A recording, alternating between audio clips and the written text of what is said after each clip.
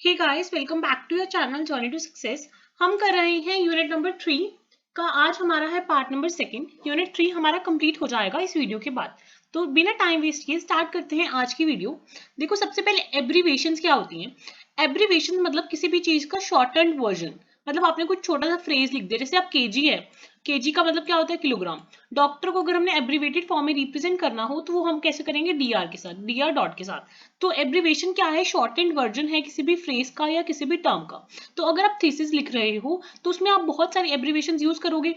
तो इसलिए बेनिफिशियल होता है कि आप, ताकि जो रीडर है उसको हेल्प हो सके, कई बार उसको कोई एब्रीवेशन का मीनिंग नहीं क्लियर होता, तो आप एक लिस्ट सॉर्टेड वे में अल्फाबेटिकल ऑर्डर वाइज अपने थीसिस के साथ अटैच कर दें।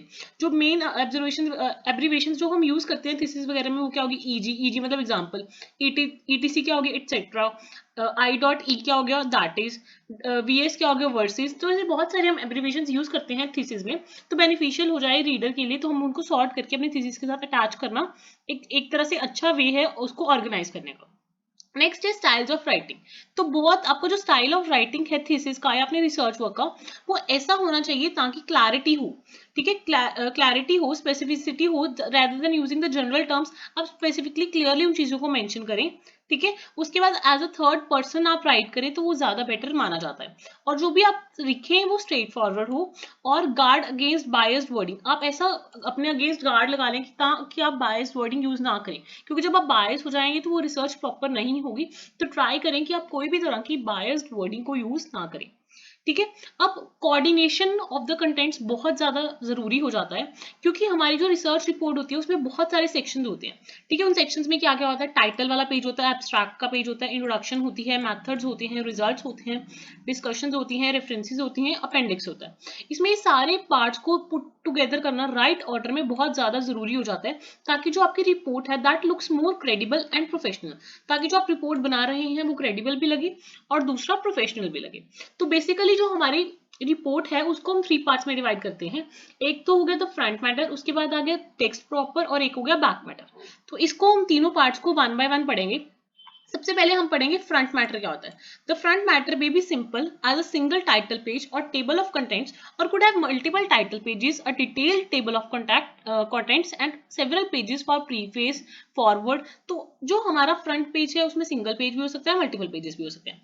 फ्रंट पेज में क्या क्या आएगा? स्टार्टिंग में सबसे पहले आप ब्लैंक शीट लगाओगे, फिर उसके बाद आपका title page, dedication, preface, table of contents, list of tables, list of figures, list of appendices etcetera. ये सारा आपका फ्रंट मैटर का पार्ट बनेगा। अब इन सबको हम डिटेल में पढ़ते हैं। सबसे पहले टाइटल पेज क्या होता है? The title page should have the title of the paper centred on the page. तो टाइटल आपका सेंटर में होगा। टाइटल को ट्राई करना शॉर्ट हो, और जो राइट एंड टॉप वाली साइड है आपकी पेज की, वहां पे पेज नंबर हो। उसके बाद जो स्टूडेंट का नेम है उसी पेज पे डबल स्पेस के साथ बिलो द टाइटल होता है। उसके बाद जिस भी इंस्टीट्यूशन से आप एफिलिएटेड है उस इंस्टीट्यूशन का नाम होगा। ठीक है, वो भी double space below the students name. तो पहले टाइटल, टाइटल के नीचे स्टूडेंट का नाम, स्टूडेंट के नेम के नीचे इंस्टीट्यूशन का नेम। उसके बाद आप एक्नॉलेज करोगे उन पब्लिशर्स को और ऑथर्स को जिन्होंने आपको परमिशन दी है कि आप उनका मटेरियल है उसको क्या कर सको? रीप्रिंट कर सको। उसके बाद नेक्स्ट आ जाता है डेडिकेशन। डेडिकेशन में आप अपना पर्सनल मैसेज ऑफ थैंक्स दोगे जो भी स्पेशल पर्सन हैं जिन्होंने आपको हेल्प की है उस प्रोजेक्ट के दौरान या उस रिसर्च प्रोजेक्ट के दौरान। उसके बाद प्रीफेस क्या होता है? तो preface is the selling and marketing tool. Preface एक सेलिंग और मार्केटिंग टूल है, इसलिए आपको प्रीफेस को हैंडल विद केयर करना चाहिए। और आपका जो टेबल ऑफ कंटेंट्स है उसमें सारे के सारे पार्ट्स, चैप्टर टाइटल्स, सारे हेड्स प्रॉपर होनी चाहिए। और चेक करो, मतलब आपका ना चेक करो, check your acquisitions editor to see if first and possibly third level, मतलब सारे हेड्स, सब हेड्स, उस सारे हेड्स जो टेबल ऑफ कंटेंट्स के हैं, जैसे पहले सबसे पहले हेडिंग आ गई, उसके बाद उसका फर्स्ट हेड आ गया, उसके बाद उसका थर्ड लेवल हेड आ गया, सारा आप इंक्लूड कर दो जो आपका टेबल ऑफ कंटेंट्स है। उसके बाद काफी सारी several key illustrations that provide information or enhance the text in some way। आप उन सब चीजों को इंक्लूड करो। और जैसे एब्रीवेशंस मैंने आपको अभी समझाई है, तो जो लिस्ट ऑफ एब्रीवेशंस है उनको क्रोनोलॉजिकली लगा दो इन सारे पेजेस को, और जो लिस्ट ऑफ एब्रीवेशंस है उनको अल्फाबेटिक वाइज स्टार्टिंग में मेंशन कर दो कि जो मेरा रिसर्च वर्क है उसमें मैंने ये वाली एब्रीवेशंस यूज की हैं। अगर इन केस कोई रेफरेंस में रीडर को कंफ्यूजन होती है तो वो एब्रीवेटेड वाले पेज को रेफर कर सकता है। नेक्स्ट हमारा second part of the report आ जाता है टेक्स्ट प्रॉपर। इसमें क्या है, चैप्टर वाइज इंफॉर्मेशन है। Part titles you may choose to group your chapters into sections और पार्ट्स। तो जो पार्ट्स हैं उनको हम कैसे नंबर करते हैं, या तो अरेबिक न्यूमेरल्स के थ्रू या रोमन न्यूमेरल्स के थ्रू। और जो पार्ट का टाइटल है वो शॉर्ट होना चाहिए और ट्राई करो कि वो 6 वर्ड्स के ज्यादा का ना हो। और जो चैप्टर्स हैं उनको हम अरेबियन नंबर्स के थ्रू रेफर करते हैं। और जो चैप्टर टाइटल्स हैं उनको ट्राई करना कि आप ब्रीफ रखें and not more than 18 to 10 words रखें। और जो चैप्टर्स हैं वो रीजनेबल लेंथ के होने चाहिए। जनरली जो डबल स्पेस्ड पेजेस होते हैं उनके बीच में 40 to 80 पेज का जो आपका चैप्टर हो सकता है।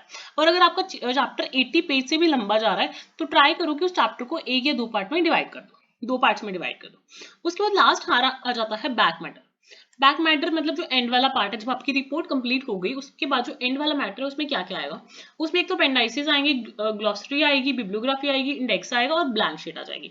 तो जो मैटर आपका बॉडी पार्ट में फिट नहीं हो रहा, मतलब जो आपका बीच वाला पार्ट है इसमें फिट नहीं हो रहा, वो भी इसका पार्ट बन जाता है बैक मैटर का।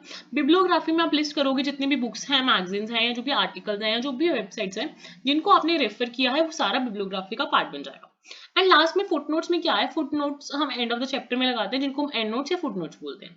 और ग्लॉसरी क्या होता है, ये पूछ सकते हैं ना, ग्लॉसरी क्या होता है, उसमें क्या होता है, जितने भी एक्रोनिम्स हैं, वर्ड्स हैं, फ्रेजेस हैं, जो भी आपने रेफर की हैं, जो ब्रीफ डेफिनेशन अगर आप उनकी मेंशन करना चाहते हो तो आप ग्लॉसरी में कर सकते हो। अब क्वेश्चन राइज होता है कि मैम हमने स्टार्टिंग में और बैक में ब्लैंक शीट क्यों लगाई। तो जो ब्लैंक शीट है फ्रंट और बैक में उसको हम बोलते हैं फ्लाई लीफ, ठीक है। और ये इंक्लूड इसलिए की जाती है क्योंकि जो आपका टेक्स्ट ब्लॉक है वो कहीं भी तरह से डैमेज ना हो, उसको कवर प्रोवाइड करने के लिए हम एक ब्लैंक शीट फ्रंट में और एक बैक में लगा देते हैं। So it is probably also included as a function of processes associated with book binding. तो ये आपका प्रोसेस है कंप्लीट कि आपको जो रिपोर्ट है उसके क्या क्या पार्ट्स हैं। बाकी अब हमारा यूनिट 4 रह गया, उसके भी सून वीडियोस अपलोड हो जाएंगी। उसके बाद जो रिसर्च मेथोडोलॉजी है उसका जो कोर्स है वो एक तरह से हमारा कंप्लीट हो जाएगा। तो मिलते हैं नेक्स्ट वीडियो में। Don't forget to like, share and subscribe. Till then, stay tuned.